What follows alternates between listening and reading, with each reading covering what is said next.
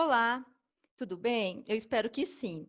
Bom, eu sou a Josiane, sou diretora da divisão de concursos do Departamento de Recursos Humanos e estou aqui hoje, junto com a Simone, para falar da integração dos cargos comissionados. Esperamos realmente que vocês possam obter muitas informações.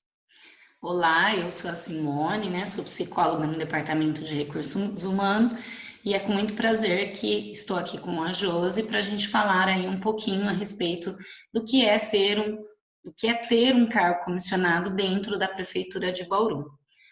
Sejam bem-vindos à Prefeitura de Bauru. Para a gente contextualizar, né? Então, a Prefeitura de Bauru tem aproximadamente 6.864 servidores, né? E ela administra uma cidade com mais de 376 mil habitantes, né? Esse é um dado que a gente tem aí de 2019. Que nós pretendemos hoje nessa apresentação, né? Então, nós vamos apresentar aqui para vocês algumas características do cargo em comissão e a lei da ficha limpa, né? Falar um pouquinho a respeito. Também apresentar a prefeitura como um todo, como que é o organograma da prefeitura e a escola de gestão pública. Vamos também falar a respeito das principais diferenças entre trabalhar numa empresa privada e numa empresa pública, os princípios, alguns princípios, né, gerais da Constituição, também sobre a lei do acesso à informação e do Tribunal de Contas, e também informações a respeito de alguns departamentos, o departamento de RH, o departamento de pessoal, do setor de tecnologia, o departamento de compras. Então, esse é um panorama que a gente vai falar aí um pouquinho a respeito de vocês. Não é isso, Josiane? É isso mesmo. Então, acho que a primeira parte tem que ficar muito claro o que é o cargo comissionado. Vocês estão ocupando esse cargo por quê? Porque ele é um cargo de livre escolha, nomeação e exoneração. Por lei, entende-se que ele é um cargo transitório e provisório. Por quê? Vocês hoje podem estar neste cargo, como amanhã vocês podem não estar. E isso não cria nenhum vínculo efetivo com o município, tá? Diferentemente daquele servidor que prestou o concurso e ele tem um cargo efetivo.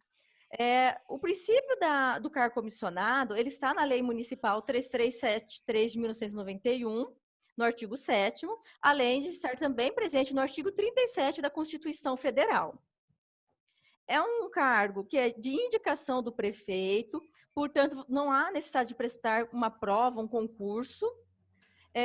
Podem ou não ser servidores de carreira. Nós temos provavelmente aí vários participantes que são servidores de carreira, ocupando hoje cargo em comissão, né? Como também tem os comissionados externos, que são pessoas que o prefeito, apesar de não ter um cargo, a pessoa não ter um cargo efetivo, ele entende ser alguém que vai agregar muito conhecimento no ambiente da prefeitura. Então, ele pede para que seja feita a contratação. Existe um percentual que a gente tem que cumprir por lei, que tem que ser no mínimo 30% desses tanto de vagas ocupado por servidor de carreira, tá? Estamos cumprindo à risca essa lei.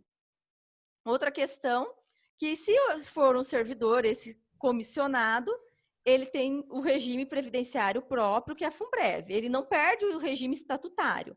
Se for externo, o regime dele é o regime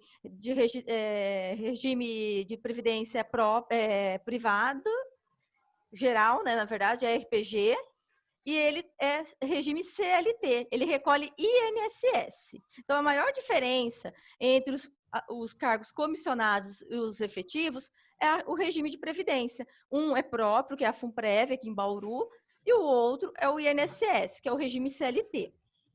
É importante, vocês comissionados não têm direito a plano de saúde, não têm direito a licença-prêmio e alguns outros benefícios que o servidor de carreira tem, tá?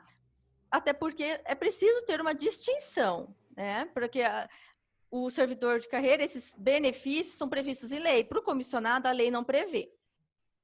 E vocês precisam conhecer a descrição de cargo, do cargo que vocês estão ocupando. Não é porque, eu sou externo, eu tenho um cargo comissionado, eu não preciso saber quais tarefas eu tenho que executar. Muito pelo contrário. Justamente por isso, você precisa ter esse conhecimento para executar com muita qualidade e eficiência aquilo que é atribuído a você. Daí vocês podem pedir isso via e-mail para o RH e a gente encaminha. que é muito importante? Qualquer pessoa pode ser nomeada para um cargo comissionado? Não. A pessoa, ela tem que ter uma ficha limpa, porque isso é o que prevê a lei federal. Se a pessoa não tem uma ficha limpa, por mais que o prefeito queira muito colocar essa pessoa, ele não pode, tá? Porque daí ele iria responder por improbidade administrativa. Então, ele não pode. Quem que tem que adentrar esse cargo, apesar de ser externo, tem que ser uma pessoa idônea, uma pessoa que não respondeu processos em determinadas instâncias jurídicas, não tem resquícios com a justiça em relação à Lei Maria da Penha, tantos outros fatores que são avaliados. Itens esses avaliados pelo Departamento de Recursos Humanos antes da nomeação do candidato. Para isso, todo mundo que hoje está ocupando esse cargo, que são vocês com quem a gente está falando, precisaram apresentar documentos para nós. Além daqueles pessoais, vocês apresentaram um rol de declarações e certidões.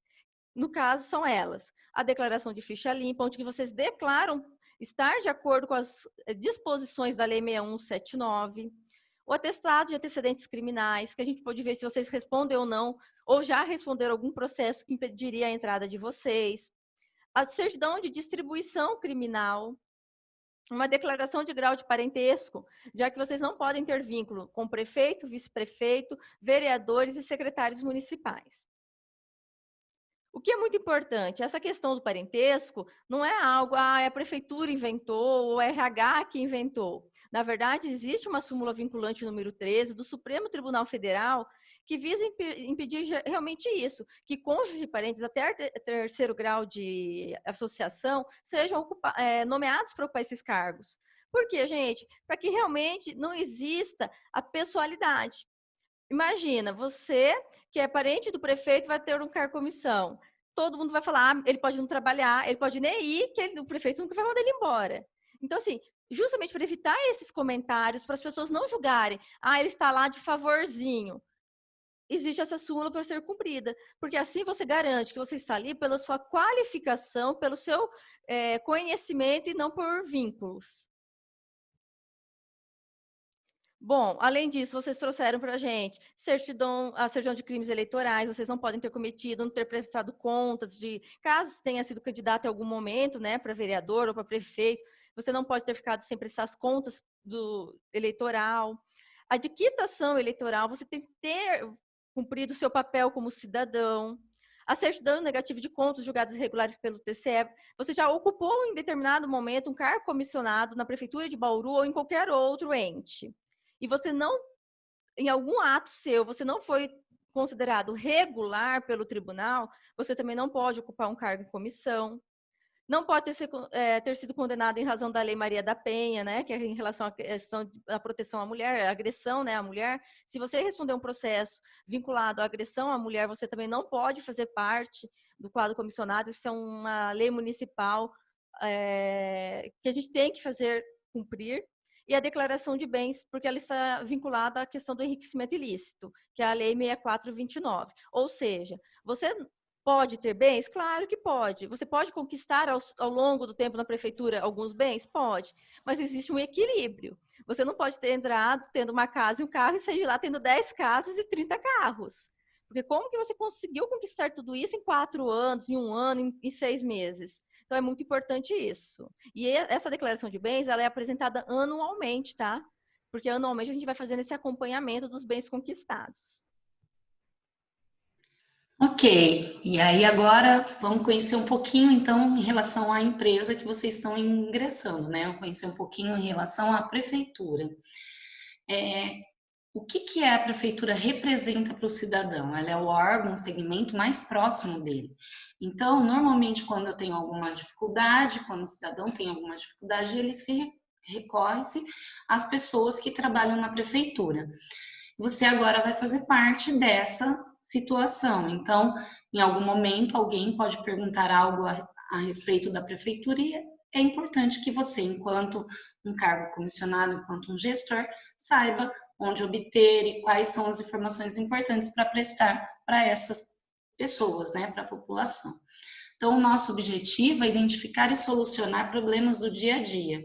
E o nosso atendimento precisa ser da melhor maneira possível. Então, a gente tem que atender com cordialidade, com dedicação, com responsabilidade, com empatia, enfim, prestar o nosso melhor atendimento. Para que vocês saibam, né, a gente vai pontuar aqui que a prefeitura é composta por 14 secretarias, o gabinete do prefeito e algumas autarquias. Na sequência, então, eu vou passar para vocês a composição do organograma da prefeitura de Bauru. Então, tem aí o gabinete do prefeito, as autarquias UDAI e a FUNPREV, a Indurb, que é uma empresa de economia mista, e as demais secretarias, né, a Secretaria de Educação, Secretaria de Saúde, a da Administração, de Negócios Jurídicos, de Economia e Finanças, de Obras, de Esporte e Lazer, a Secretaria de Desenvolvimento Econômico, Turismo e Renda, do Meio Ambiente, de Agricultura e Abastecimento, a Secretaria de Planejamento, a Secretaria de Cultura, do Bem-Estar Social e das administrações regionais. Por que elas estão numa colmeia? Porque elas têm que funcionar de maneira integrada. Todas elas fazem parte do corpo da prefeitura, então todas têm que se comunicar, têm que estar interrelacionadas. E tudo isso que nós falamos aqui, né, pode ser visto na intranet, ou no site da prefeitura, né, tem lá um panorama de todas as secretarias, mas assim, a gente também colocou aqui a exposição para vocês, alguns links que são importantes que vocês, enquanto comissionados, precisam ter conhecimento. Então, a gente tem ali, ó, links importantes, eu vou dar um zoom nessa tela, né, e aí tem ali, ó, então, sobre convênio médico, sobre departamento de administração de materiais, o que pode fazer em relação ao departamento de avaliação funcional, departamento pessoal, enfim. Tem ali e a política de uso da internet, como eu havia mencionado anteriormente. Então, ela está aí, né? Fora isso, naqueles links dos principais serviços e hot sites, existem também inúmeras informações a respeito do que pode, o que não pode ser feito na prefeitura, leis, enfim. Aproveitem essa oportunidade que tem aí nos links importantes, que está bem sucinto e bem unido às coisas mais relevantes no que diz respeito aí à prefeitura.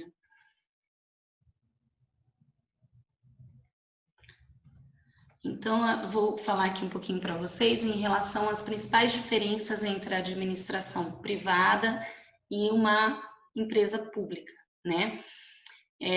Para o trabalhador. Então, quais são as diferenças quando eu trabalho num regime de empresa privada? Então, o recrutamento e a seleção de pessoal é feito por um departamento de RH e que tem lá os profissionais, o psicólogo, enfim, todos aqueles envolvidos que vão determinar se houve ou não empatia, se você atende ou não ao requisito daquele cargo, enfim.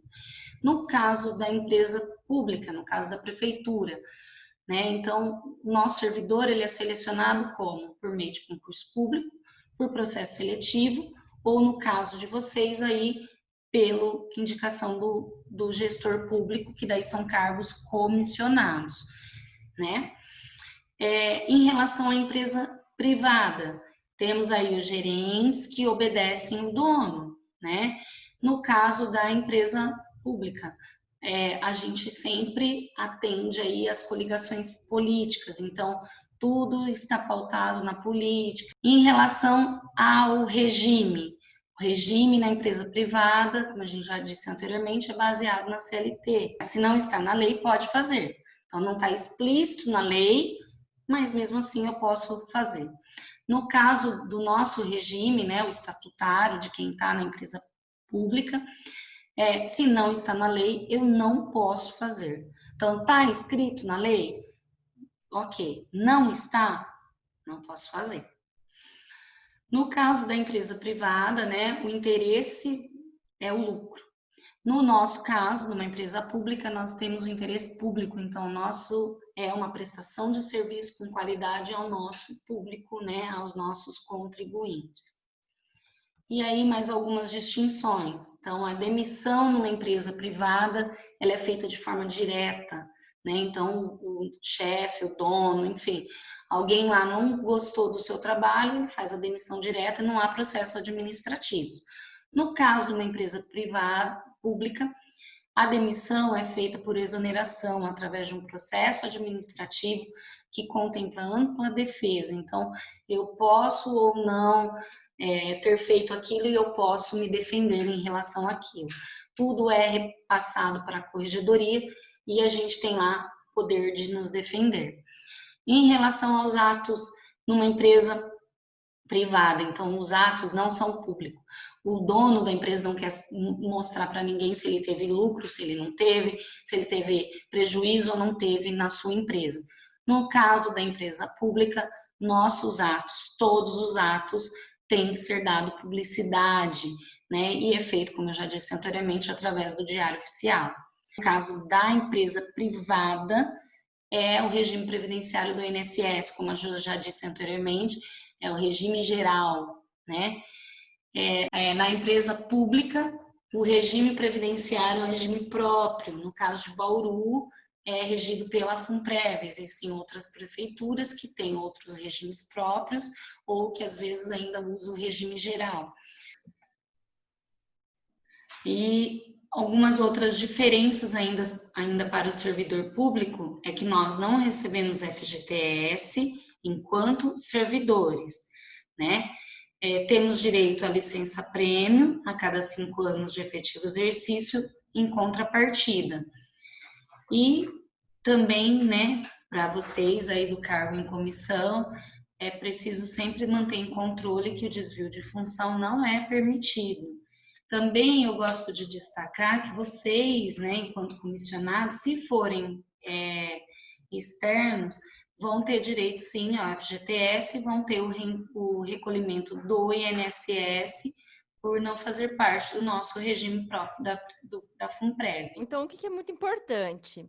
Tanto que os servidores de carreira quanto os comissionados tenham conhecimento. Os princípios que norteiam a gestão pública de acordo com a Constituição Federal de 1988. Então, assim, quais são esses princípios? Na verdade, nós temos vários princípios citados na Constituição. Hoje nós vamos falar daqueles principais, dos ordinários, que eles são primários, secundários. Depois, se vocês tiverem a oportunidade de ter contato com a Constituição e ver todos os outros princípios, seria muito importante. Mas hoje a gente vai falar dos principais, tá? Então, o primeiro deles é a legalidade.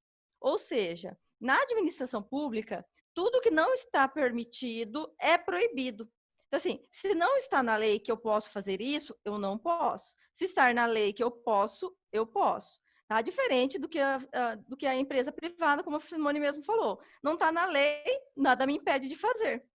Tá? Diferente da gente. Se não está na lei, a gente realmente não pode. Ah, mas eu sou comissionado. Isso tem alguma coisa a ver? Tem tudo a ver, porque o tempo que você está prestando serviço para o município, você é um servidor da gestão pública. Você responde dentro desses princípios também. A impessoalidade tem que ser critérios que não levam para o lado pessoal. Eu não vou fazer isso porque é para a Simone, eu não gosto da Simone. Ah, eu não vou mandar passar camada asfáltica naquela rua porque eu não gosto daquele bairro. Não é o que você gosta, mas sim o que é importante para o município que seja feito. Tá? Então, é muito importante que haja impessoalidade nos nossos atos. Isso em relação à gestão de bens, gestão de pessoas, sempre o critério da impessoalidade. A publicidade. Tudo que nós fazemos tem que ser público, tem que ter um ato público. Eu não posso comprar, eu não posso contratar, eu não posso mandar embora se eu não fizer isso um ato público, tá? Foi o que nós já falamos anteriormente. A publicidade é algo que acontece na prefeitura diariamente, na verdade, todas as terças, quintas e sábados. Todos os atos estão dentro do diário. Então, em nenhum momento é permitido que você diga: ah, mas eu não sabia. Ah, mas eu não tinha conhecimento, porque a lei é pública, está no site da prefeitura, está no site da Câmara, está na internet, então vocês não podem alegar desconhecimento porque não tinha isso público, porque tudo é público. Bom, a moralidade.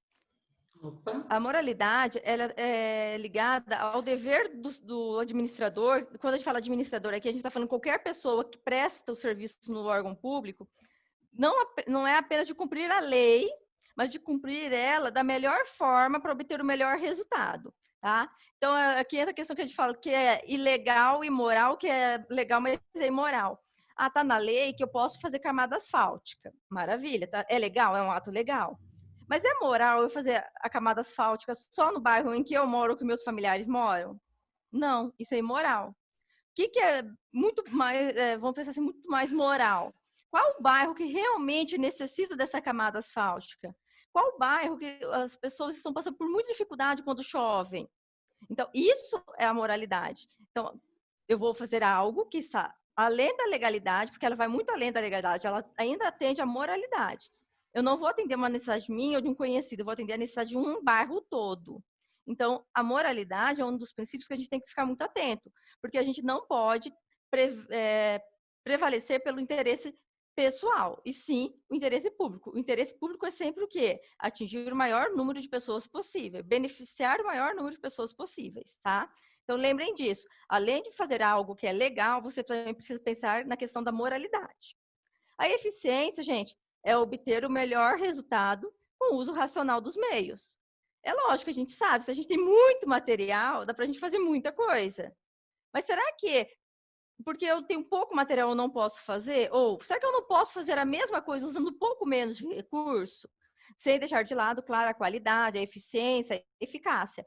Mas assim, às vezes eu não precisava passar 5 camadas de asfalto naquela rua, às vezes 2 seria o suficiente, desde que eu fizesse uma boa parte de estrutura anterior. Então a gente tem que pensar nisso.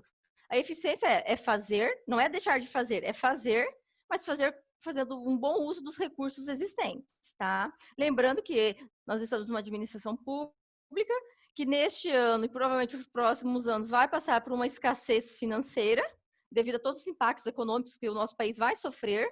Então, assim, a gente tem que sempre pensar, vamos fazer 80 com 8, né? E a gente já está bem acostumada com isso lá no RH, mas vocês precisam pôr isso em prática também nas outras secretarias, nos outros departamentos.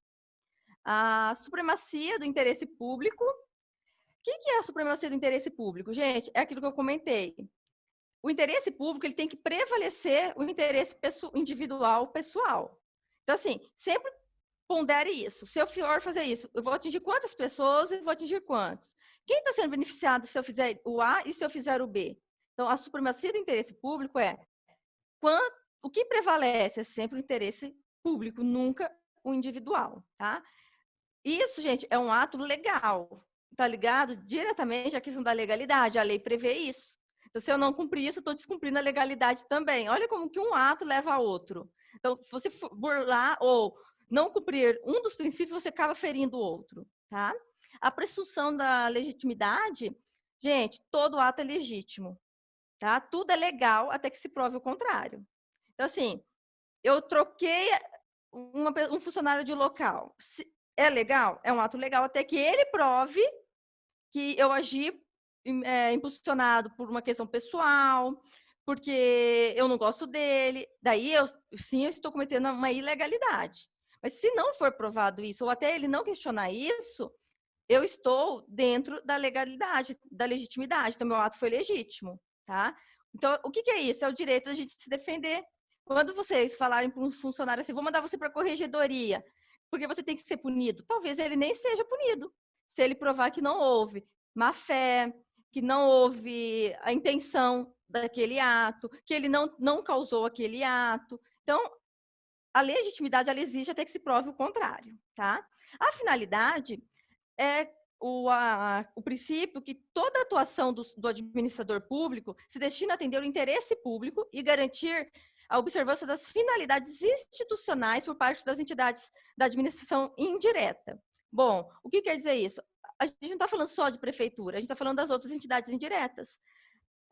Tudo que nós fizermos tem que atender o interesse público, garantindo, assim, que haja também uma finalidade pelas outras entidades ligadas diretamente ao município. Tá? Então, por exemplo, eu não posso fazer, eu, Secretaria de Obras, faço uma reforma, faço uma reestruturação de um bairro e deixo lá tudo cheio de buraco, casas quebradas, trincadas, rachadas, que vai causar danos a outros entes, como, por exemplo, um DAI, por exemplo, uma Coab. Então, a gente tem que tomar muito cuidado, porque os nossos atos podem tem que ser de interesse público, mas também tem que pensar na questão da administração indireta, não causar ônus para o outro. Um outro é da autotutela. A autotutela, ela se justifica para garantir à administração a defesa da legalidade e eficiência dos seus atos. Vamos dizer, por exemplo, assim, nada mais é um autocontrole. Por exemplo, eu, Josiane, publicar um decreto? Não, eu não tenho esse poder determinado por decreto, por lei. Então, eu tenho a autotutela que está sob o poder de quem? Do nosso secretário, do nosso prefeito e da nossa Secretaria de Jurídicos. Então, assim, existe um autocontrole para que os atos sejam realizados somente por aqueles que têm autoridade para tal. Então, o que eu posso fazer? O que a minha diretora do departamento pode fazer? Isso garante que a gente cumpra o princípio da autotutela, que a gente não vá além do que nos é permitido, mas também que a gente não se trave dizendo, isso eu não posso, então eu não posso fazer nada, vou ficar parado. A gente tem que correr atrás, ver quem é o responsável, para esse poder fazer algo pela administração pública, tá? Mas muitas vezes, cuidado. A gente, às vezes, na afobação do momento de querer fazer, de querer mostrar, a gente pode acabar ferindo o princípio da autotutela. Busque sempre saber, isso está sob o meu poder ou não? Ah, não, é poder do prefeito a decisão?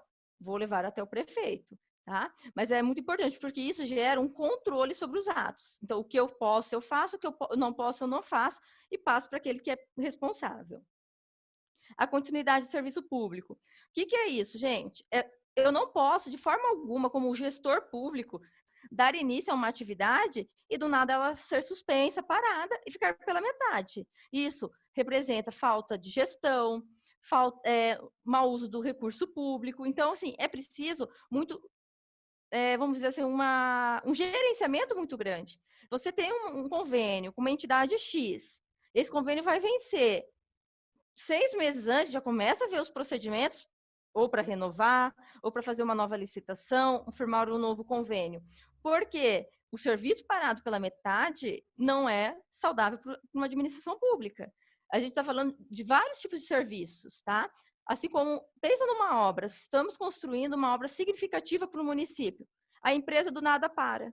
Daí você vai perguntar, cai na mídia, porque o contrato venceu. Isso não é legal. Olha, qual é a imagem que nós estamos vendendo da gente? Provavelmente a população vai dizer, é servidor público, só acontece na prefeitura. Tudo bom, gente que não faz nada, por isso que deixa vencer. Não faz nada ainda, não cuida da data. Então, a gente tem que tomar muito cuidado, porque a gente é extremamente cobrado pela população. E a descontinuidade de um serviço fere toda a imagem da administração pública. A razoabilidade. Eu sempre falo, gente, que é muito importante a gente também ter uma certa razoabilidade nas nossas ações. Olha, o que não está na lei, realmente eu não posso fazer. Só que a lei determina o seguinte: olha, Josi, para você contratar, tem que ter um RG com validade de no máximo 10 anos de emissão. Bom, ok. Simone, o seu RG não tem 10 anos, está com 15, eu não vou contratar você. Você perdeu a vaga do concurso que você prestou, tá? Se ela for na justiça e provar que ela não tem um RG, não porque ela não quer atualizado, mas o poupa-tempo está sem atendimento, ela vai ganhar e eu ainda vou ter que pagar todas as verbas honorárias da área do direito para ela e ainda pagar a indenização e muitas vezes ter que contratar ela por um mandato de segurança.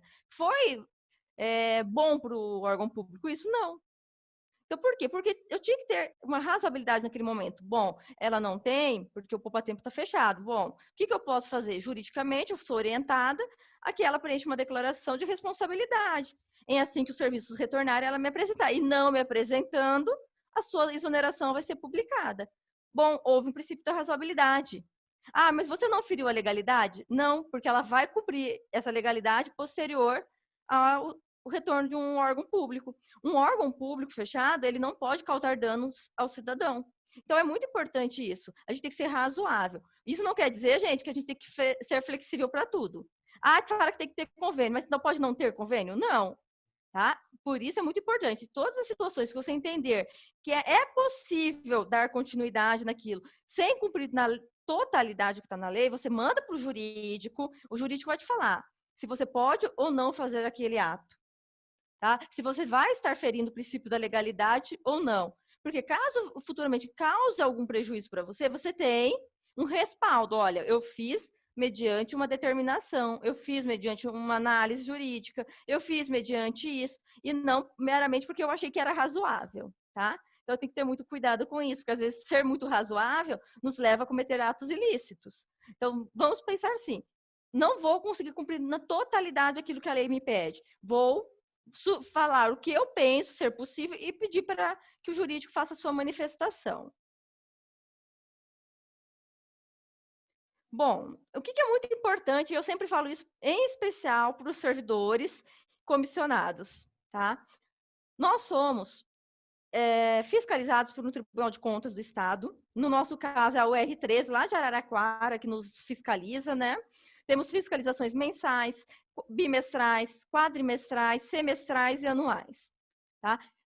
Todo ato nosso, ele vai ser avaliado num período de até 5 anos. Ou seja, o que você está fazendo hoje, mesmo que amanhã você já não esteja na prefeitura, se você assinou esse ato, você vai responder por ele até no prazo de 5 anos. Então, é muito importante que vocês tenham essa consciência, não é porque hoje eu estou aqui, amanhã pode ser que o prefeito não queira mais, me dispense, eu estou livre. Não. Tudo que você assinar, você vai responder por um prazo de até 5 anos. O tribunal, ele é bem rigoroso no que ele fiscaliza. Por quê, gente? É o órgão maior que verifica se o meu ato é legal ou não. Ele julga a questão da legalidade e ilegalidade de todos os atos. Parte contábil, financeira, orçamentária, de licitação, de contratos, de prestação do terceiro setor, de atos de admissão, atos de aposentadoria, de demissão, corregedoria, é tudo investigado pelo tribunal. Então, assim, é muito importante que a gente tenha em conta isso, que tudo que a gente faz hoje, por 5 anos, estará sendo avaliado. E, principalmente, que aqueles princípios que nós citamos anteriormente vão ser critérios para também a análise deles, da legalidade ou ilegalidade. Importante, assim que vocês terminarem de assistir esse curso de treinamento, que vocês possam acessar esse link e entender a importância do Tribunal de Contas para o município e para o país, tá? O Tribunal de Contas, a gente está falando do Tribunal de Contas do Estado de São Paulo, mas ele tem em todo o país. Bom, o caso da prefeitura. Existem várias pessoas que são responsáveis em enviar informações ao tribunal com a frequência mensal, quadrimestral, semestral ou anual, tá? Essas informações, elas englobam admissões, contratações de servidores temporários, efetivos, informação de folha de pagamento, as saídas, né, as exonerações, demissões, falecimentos, aposentadorias, o quadro de pessoal. A cada 4 meses eu tenho que mandar o quadro para eles verem como que está a movimentação dessas pessoas. Se eu estou contratando demais, se eu estou demitindo demais, se eu estou exonerando demais, se eu tenho vaga para contratar ou se eu contratei sem vaga. Tá? A aplicação das verbas que nós utilizamos para compras, seja essas por licitação ou por dispensa, os convênios, as prestações de contas com o terceiro setor, que são as entidades que cumprem um papel social que o município hoje ainda não consegue realizar por si só. Também, eles vão ver as questões se a gente cumpriu agiu dentro das leis municipais, estaduais e federais. Eles pedem todas as leis que saem mensalmente, eu tenho que ficar alimentando um sistema do tribunal com essas leis. Alguma compra feita com o uso de adiantamento, não por licitação, eles querem justificativa, eles querem um respaldo que o nosso auditor, Simone, como que é o cargo? Me deu um branco agora, o cargo do Fábio Ribas. Controlador. Controladoria. Geral. Nosso controlador geral respaldou ou não. Então, assim, nenhum ato pode ser tomado de supetão, vou fazer, vou comprar. Depois a gente acaba tendo que responder por isso. E tendo lá as contas julgadas irregulares, você nunca mais pode adentrar ao serviço público como cargo comissionado, porque daí você já não é mais ficha limpa, tá? Dependendo do caso, não é só você, muitas vezes vai ser você, o seu diretor, o seu chefe, o seu funcionário que vão responder na corregedoria por esses atos e ainda também judicialmente, tá? Hoje, o Tribunal de Contas, ele conta com um sistema chamado Aldesp, que é dividido em fases, a fase 1, 2, 3 e 4, e a fase 5 vai entrar em uso a partir do mês agora de agosto, tá? E, além disso, a gente ainda tem um outro sistema do tribunal, que é o Cisca Web, que a gente também alimenta as informações aí com uma certa periodicidade. Eu vou falar um pouquinho a respeito da lei aí de acesso à informação, né? Essa lei, ela foi criada em 2011, a lei federal, e o município fez a sua lei municipal em 2013. O que é a lei de acesso à informação? É a lei federal que regula o acesso a todas as informações previstas na Constituição Federal. Essa lei, ela apresenta procedimentos a serem observados pela administração pública, objetivando assegurar o direito fundamental de acesso à informação, ou seja, ela garante que o cidadão tenha o direito de obter esse acesso a qualquer documento, registro administrativo e informação sobre os atos do governo. Então, podemos, através dessa lei, ter acesso aos atos, a documentos, né, da prefeitura, pagamento de conta, em relação a salários de servidores, de comissionados, de bancas de concurso, enfim, é uma forma que nós temos de acessar toda a transparência do município, né? E aí, para vocês terem um conhecimento, então ela é baseada na Constituição Federal de 1988, a Lei Federal, como eu disse lá, de 2011 a 12.527, e a nossa Lei Municipal saiu em 2013, que é a número 6.399, e também o Decreto Municipal 12.347. Essa legislação fala, então, do direito do cidadão em ter acesso à informação, a ter a transparência, a ver quais são os gastos e os investimentos realizados pelo município, pelo estado, presidente, né, pelos âmbitos federais aí.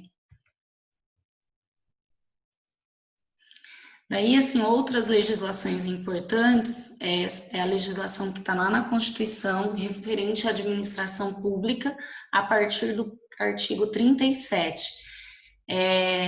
Essa lei, a lei de processo administrativo, né, também tem existe uma lei de processo administrativo, a lei das licitações, a lei de improbidade administrativa. É muito importante que você também tenha acesso ao Estatuto do Servidor e também a lei, né, do PCCS de 2011, que eu já mencionei anteriormente, por ser aí um cargo de comissão, muito provavelmente assumindo um setor, né, um cargo de gestão, né? Então, essas legislações são muito importantes para que você tenha o conhecimento, né, na sua administração. E aí a gente trouxe aí, então, como que o cidadão pode ter acesso à informação, né? Uma vez que está garantido pela lei. Então, no site da prefeitura, eu posso pedir a informação ou por meio de internet, né? Tem lá, quando eu clicar na internet, vai abrir um formulário e eu posso perguntar a respeito da informação que eu gostaria de saber. Ou por e-mail, né? Tá ali carta, mas é um e-mail, ou pessoalmente, ou pelo telefone também, né? Que você, se você entrar no site da prefeitura, você clicando em cima, você tem acesso a cada um desses itens aí do seu campo esquerdo. No lado direito, nós colocamos aí números de pedidos, então desde 2014, né? Lembrando que a nossa lei foi publicada, né, em 2013, então em 2014 nós tivemos 98 pedidos, 2015 140 e agora no ano passado, né, de janeiro a maio, cerca de 67 pedidos. Então é a maneira, né, esses pedidos foram feitos ou por telefone, ou pessoalmente, ou por e-mail, ou pela internet, mas entregaram para os cidadãos, né, informações que eles solicitaram aí nesse período. Só acrescentar, né, que talvez eles perguntem, mas por que teve pedidos indeferidos?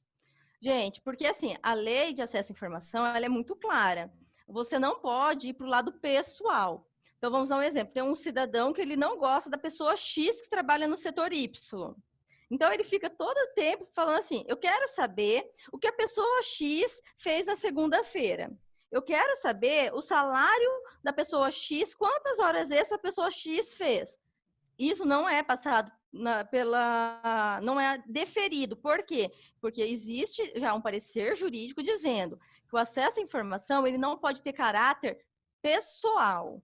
Eu não posso querer saber da pessoa X do setor. Eu posso querer saber, assim, quantas horas o setor X realizou extras. Quais foram os funcionários que fizeram hora extra na prefeitura de Bauru no mês Y? Isso sim eu posso, porque eu faço um pedido geral, nada direcionado. Por exemplo, eu quero saber se a Josiane ganhou auxílio estudante no ano de 2019. Mas por que você quer saber de mim?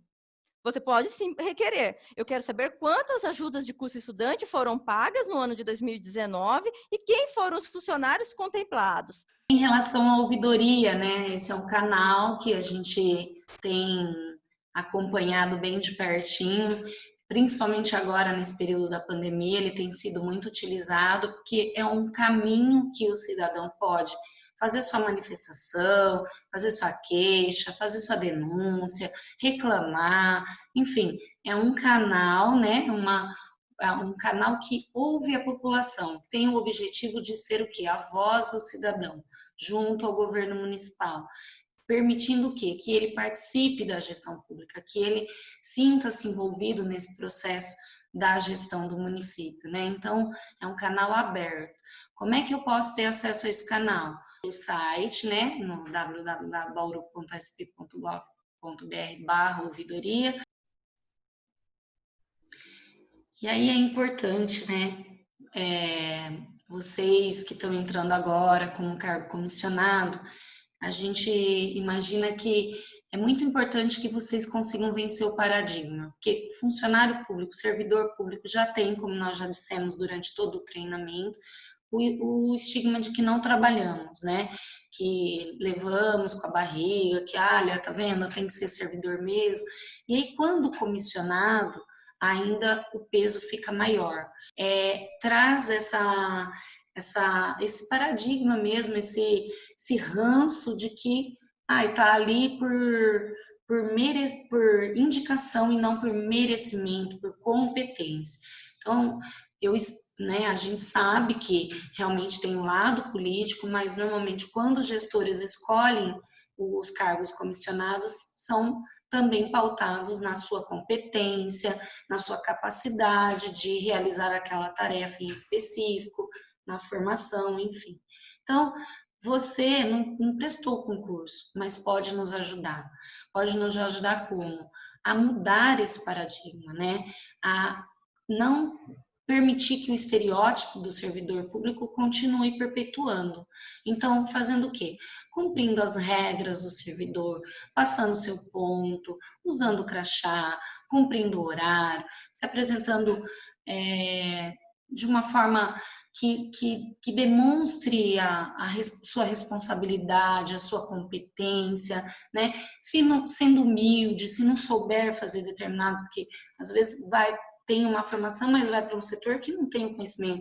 Então, se não souber fazer, que pergunte, que seja humilde, que não se permita errar no sentido de não atender o que está na lei, né?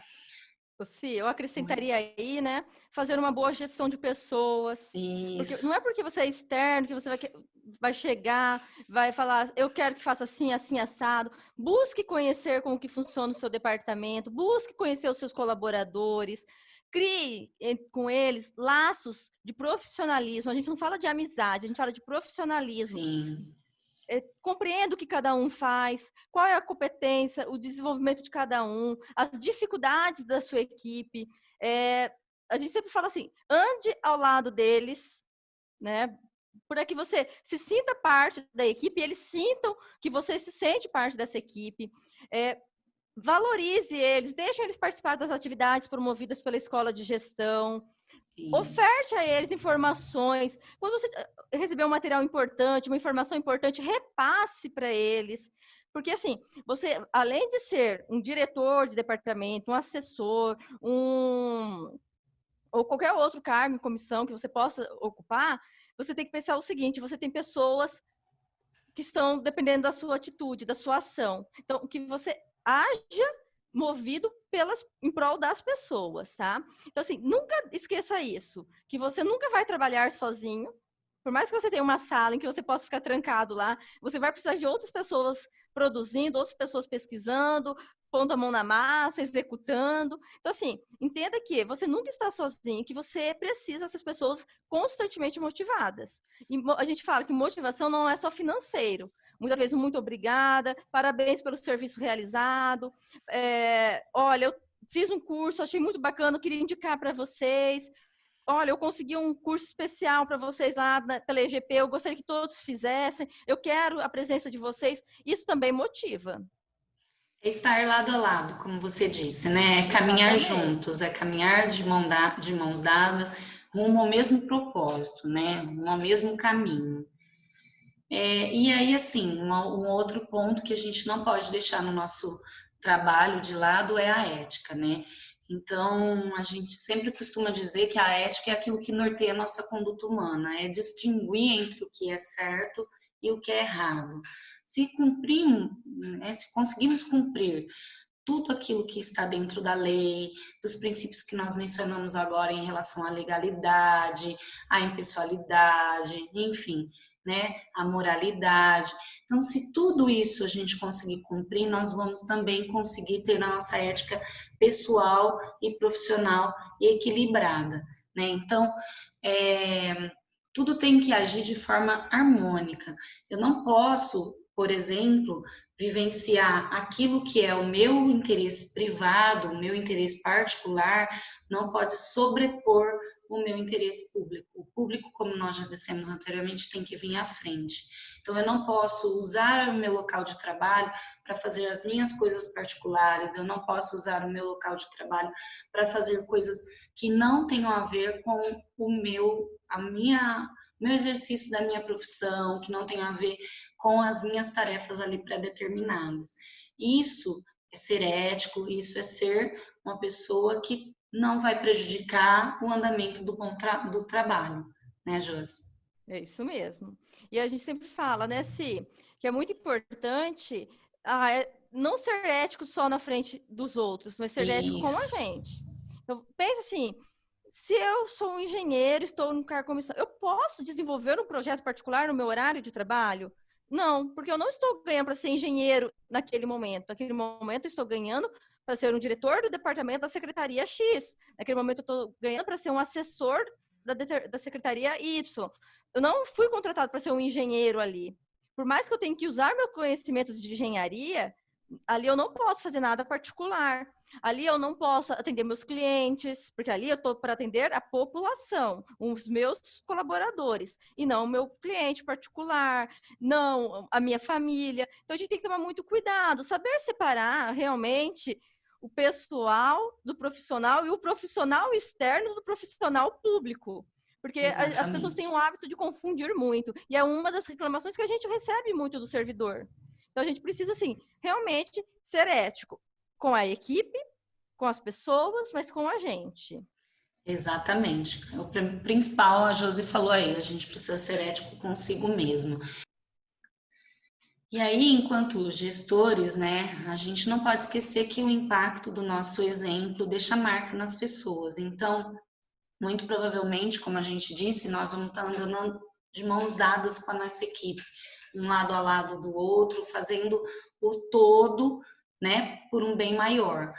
E aí você vai deixar essa marca registrada naquelas pessoas que estão do seu lado. Então, se você for um bom gestor, for um bom líder, você vai caminhar junto, você vai impactar lembranças boas naquela equipe. Agora, se você não for um bom gestor, não agir de forma, né, com uma liderança exemplar, você vai deixar marcas também, muitas vezes marcas não tão boas como um bom gestor, né? Então, pense nisso. É importante a gente refletir a respeito. E aí a gente vai deixar aí uma mensagem, né, do kit do sucesso. Esse kit é muito bem falado aí, e eu acho importante para um gestor público, para um cargo em comissão, para uma pessoa que vai liderar uma equipe, é muito importante ter todas essas habilidades aí e estudar bastante cada uma delas. Vai ficar no slide, vai ficar aí na nossa apresentação. Se vocês quiserem retomar num outro momento, é sempre muito bom tê-las. Então, que vocês sejam sempre como um elástico, né?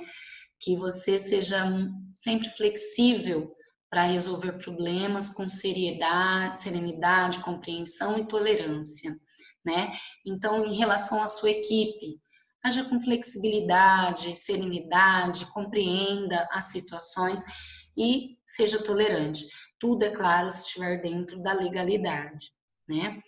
Também seja como um clips, né? Que você mantenha sempre todas as pessoas e as coisas juntas ali, unidas com você, né? Juntar todos os ensinamentos, reunir todas as experiências vividas no dia a dia é muito importante. Eu falo sempre, trazer os amigos para perto da gente, as pessoas que a gente gosta, somar. Então, o clips é o sentido de juntar, de somar conhecimento, de somar oportunidades, de somar experiências boas, né? Também tenho a habilidade de uma borracha, né? A borracha, ela é importante porque ela apaga mal entendido. Normalmente, quando a gente fala, às vezes, sem pensar, a gente falou, né? E aí ocorre um mal entendido. E que a borracha seja esse momento, né? Represente esse perdão, essa capacidade de estar pronto para recomeçar e tentar outra vez. Então, tenha humildade, se errou, se magoou alguém, se falou alguma coisa que não deveria naquele momento, né? Às vezes os calores ficam, os ânimos ficam aflorados, né? Tem humildade de ser uma borracha e apagar esses mal-entendidos. Também seja como um lápis, né? Que você escreva as coisas boas da vida, mantenha a confiança e o otimismo, né? O lápis, ele representa a sua responsabilidade de escrever uma história. A gente deseja que realmente você escreva uma boa história dentro da prefeitura, que faça bons laços, que faça amigos, façam coisas que fiquem marcadas positivamente para essa gestão que você está atuando. Também que você seja um bloco de anotações, né? Assim como um lápis para escrever e relembrar esses fatos, para ter uma história boa para contar, mesmo quando não estiver mais aqui. E sempre seja uma bala, né? Para adoçar a vida, tornar doces as palavras, as atitudes, né? Para ser assim, aquela pessoa que quando chega as pessoas falam: "Nossa, meu chefe chegou, olha que legal". E não, né, não te veja como uma pessoa amarga, seja doce, seja suave, tenha boas atitudes, né? Esse kit é um kit que a gente deseja que você utilize na sua vida pessoal, na profissional, na familiar. Em todos os âmbitos, se você usar, né, essas habilidades aí, com certeza você vai ter muito sucesso, né? Vai ser muito mais feliz, muito mais realizado. Né? Como diz o Robert Collier, o sucesso é a soma dos pequenos esforços repetidos o tempo todo. Então, se a todo tempo eu estiver agindo como um elástico, como um clips, como uma borracha, como um lápis, como uma bala, né? Eu vou estar ali escrevendo uma outra história dentro da prefeitura, dentro da minha casa, enfim, dentro da minha vida pessoal com os meus amigos.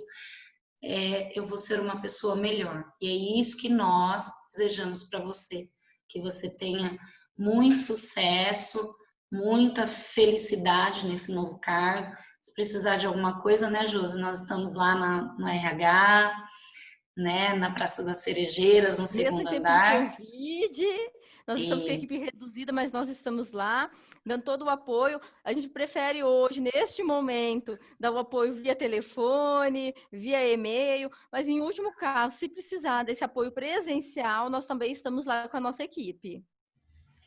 é isso aí. Então, nós desejamos aí muito sucesso para vocês. Só para finalizar, né, Cê, eu sempre falo para as pessoas uma coisa muito importante, que nós não somos uma função de confiança ou um cargo comissão. Nós estamos em uma função de confiança ou em um cargo comissão. Isso é muito transitório. Hoje eu Sim. posso ser, né, estar diretora de divisão e amanhã voltar para o meu cargo de origem, que é o agente de administração. Assim como vocês, que estão hoje ocupando, né, um cargo comissão, que podem depois retornar aos seus cargos de carreira dentro da prefeitura, quem é de carreira, ou quem não é, infelizmente, ir atuar em outra empresa. Mas o que eu sempre digo, que é muito importante, o que eu fiz, o que eu deixei enquanto eu estive lá. Acho que essa é a questão mais importante. Porque isso, gente, de ter uma função, um cargo, a gente sabe que vai de gestão, vai da questão do prefeito, vai muito também dos nossos resultados, porque às vezes a pessoa nos colocou lá acreditando muito na gente, no nosso potencial, na nossa capacidade, e durante o percurso, infelizmente, a gente não consegue dar os resultados esperados, isso também eu acho que faz parte da vida, por isso é muito importante a gente não carregar com a gente o ser, né? Eu sou o diretor, eu sou o assessor, mas assim, eu estou. Mas eu, antes de estar qualquer coisa, eu sou um ser humano que eu posso te acolher e eu posso te ajudar e eu posso ajudar a equipe, sendo ou não um cargo comissionado, uma função gratificada. Acho que isso que é muito importante, porque a gente não eu penso para que a gente não fique doente quando não der certo, quando a gente tiver que sair, quando falarem para a gente, olha, você vai ser exonerado, você vai ser dispensado, porque faz parte da vida. Chega uma hora que a gente precisa mudar a nossa história também. Que a gente precisa começar a escrever uma nova história, pegar um bloquinho lá e começar uma nova história. Não quer dizer que você foi a pior pessoa. Eu acho que não. Aquele momento teve um ponto final, você tem que começar uma nova fase. A vida ela é feita, eu entendo dessa forma, né, de fases. Você abre uma, termina uma, abre outra, termina outra. Mas eu acho que é o mais importante, o dia que você não estiver mais junto com a sua equipe, ou por algum motivo você for transferido para uma outra equipe, aquela equipe anterior fala, nossa, como que aquela pessoa agregou, como aquela pessoa faz falta, nossa, era muito legal isso. Isso a gente não está dizendo que é passar a mão na cabeça, agradar todo mundo, é você agir dentro dos princípios, mas você trazer algo a mais para a equipe. Você ter os momentos que você consiga ser tolerante, que você consiga entender que houve o erro, que o errar é humano, desde que não tenha o princípio ali da má fé. Eu acho que isso é muito importante, que vocês entendam que o ser humano, ele pode errar, ele pode acertar, você tem que reconhecer os acertos, mas também compreender os erros. Eu acho que o cargo em comissão, ele tem essa tarefa, porque vocês estão justamente para 3 áreas específicas, de direção, assessoria e assistência. As 3 pedem isso, muita gestão. Gestão de pessoas, gestão do ser, né, do seu autogestão e gestão do outro. Então, assim, o que a gente deseja mesmo, como profissionais da área de RH, é que seja uma jornada muito bonita, seja ela curta, média ou longa, mas que você construa uma jornada muito bonita, de deixar realmente marcas para as pessoas que tiveram a oportunidade de ter contato com você. É isso aí, gente. A Josi resumiu tudo, né? Que a gente seja aí sempre um exemplo, né? Sucesso, então. Até uma próxima. A gente vai deixar aí como questionamento: o que que eu tenho feito de bom a cada dia no meu trabalho? Então, a cada dia vocês vão pensar aí o que vocês têm feito para evoluir, contribuir para a equipe, para deixar e ser exemplo. Abraço para vocês. Até uma próxima. Tchau, gente. Muito obrigada.